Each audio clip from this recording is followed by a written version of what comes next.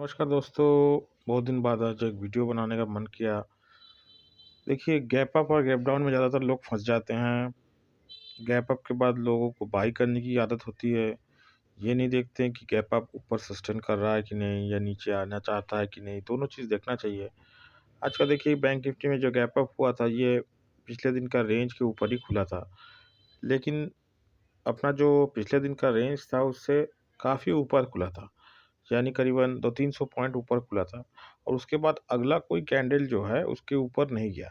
मतलब ये हम हाइकनाइसी कैंडल लगा रहे हैं, आप इसको नॉर्मल कैंडल में भी देख सकते हैं, लेकिन इसमें देखने की बात ये है कि जो भी कैंडल बना है, इसके ऊपर कोई कैंडल नहीं क्रिएट हुआ, तो कि एक गलत बात है। दूसरा चीज़ देखिएगा, आरएसआई जब 80 के पास पहुंच जाता है, तो वहां से एक रिट्रेसमेंट आता है। भले वो आरएसआई 50 तक आए, आरएसआई 40 तक आए, लेकिन आता है। तो आप देखिएगा कि यहाँ बस मार्केट ने टाइम पास किया। 2-3 कैंडल कोई अगर पोजीशन लिया होगा फ्रेश बाई, तो वहाँ 2-3 कैंडल बना वहाँ, फिर उसके बाद डीके हुआ, उसके बाद फिर देखिए ये लाल कैंडल बन गया। तो मैंने यहाँ अपने ग्रुप में एक सेल का ट्रेड भी दिया था, जो आप लोगों ने देखा भी होगा।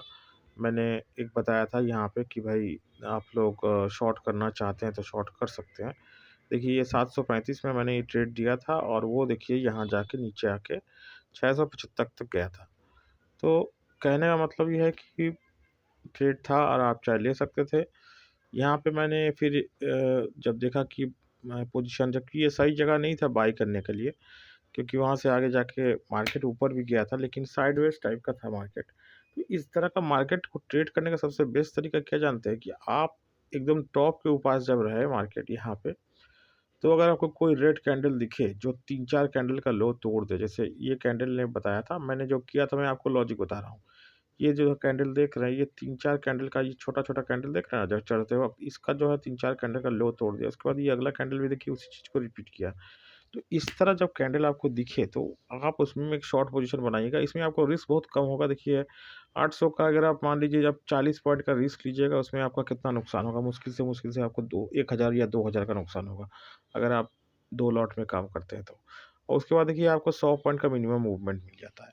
और दूसरा चीज़ देखिएगा, एक चीज़ और आप नोट करिएगा, कि जब आप मान लीजिए कोई शॉर्ट ट्रेड में हैं, और यहाँ ये वाला मूवमेंट तो आपके फ़ेवर में नहीं, आपके अगेंस्ट में है, तो अब यहाँ पे ये रिट्रेसमेंट ट्रेड करके मानिएगा।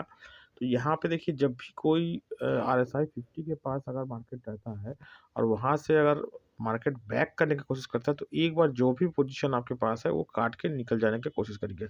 भले ही ये बोलिंजर बैंड के निचले हिस्से में हो या ऊपर के हिस्से में हो, तो एक बार निकल जाइएगा। तो यहाँ देखिए, मार्केट 694 से वापस 746 पहुँच गया, जो कि जहाँ से आप शॉर्ट किए उसी लेवल पे पहुँच गया। तो ये चीज़ आपको ध्यान देना है। इस तरह बनेगा तो आप इसमें से निकल जाने की कोशिश करिएगा, क्योंकि देखिए, यहाँ से ये राइज़िंग जो है, आरएसआई ऊपर चला गया, यहाँ से राइज़िंग हुआ, ये जो है 50-48 के आस-पास से ऊपर गया।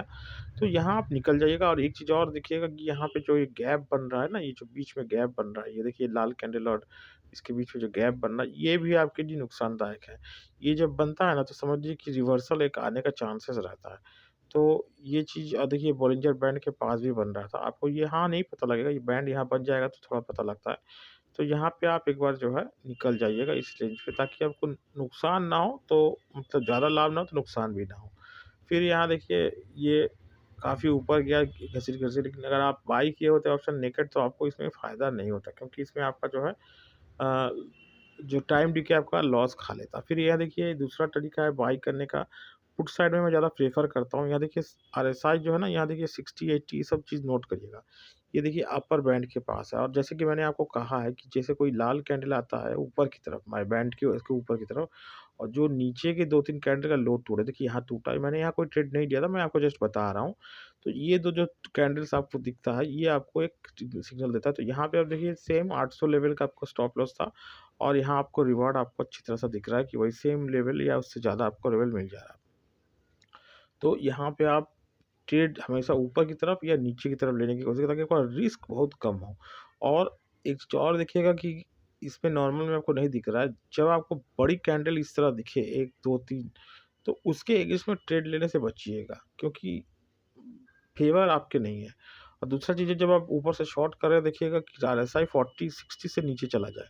60 से नीचे का मतलब ट्रेंड अप ट्रेंड में नहीं है। 60 के नीचे देखिए, यहाँ चला गया, यहाँ 60 के नीचे चला गया, और ये आपका ट्रेंड को नीचे की तरफ ले गया और देखिए काफ़ी नीचे ले गया। फिर यहाँ देखिए यहाँ ट्रैपिंग हुआ है, लेकिन मौका बैंक निफ्टी ने आपको दिया था। यहाँ आपको निकलना है। अगर आप यहाँ देखिए ये जो यू टर्न जब लेता है 20 से, तो आप समझ लीजिए कि मार्केट जो है यहाँ से ऊपर जाएगा। तो आपको यहाँ निकल जाना है और उसके बाद देखिए मार्केट तेज़ी से ऊपर जाके वही लेवल पे चलेगा। तो दिन भर रेंज में रहा, तो मतलब रेंज में आपको अगर मार्केट को ट्रेड करना है तो इससे बढ़िया कोई तरीका आपको नहीं मिलेगा। बस यही मेरा इस वीडियो को बनाने का ये था, मकसद था। और सी साइड में आप बनाएँगे तो इस तरह गैप आपको दिखेगा, तो आप सी साइड में जाइएगा। और रिस्क आपको जान ही रहे, पिछले कैंडल का लो या बैंड का नीचे वाला हिस्सा या ऊपर का हिस्सा जो भी होगा उसका वैल्यू नोट कर लीजिएगा। उसके नीचे अगर जाता है या यहाँ दिख रहा है जैसे आरएसआई का ये जो दिख रहा है आपको ना, जैसे मुड़ गया है, इस तरह मुड़ जाता है, तो आप उसमें से निकल जाइएगा। यानी मोमेंटम लॉस हो रहा है और ऊपर की तरफ स्प्रेड बना लीजिएगा, नीचे की तरफ नहीं बनाएगा तो चलेगा, क्योंकि नीचे का मोमेंटम फास्ट होता है और उसमें जो आईवी बढ़ जाता है। तो ये हो गया आज का बनाने का वजह। अच्छा होगा तो लाइक और शेयर करना मत भूलिए।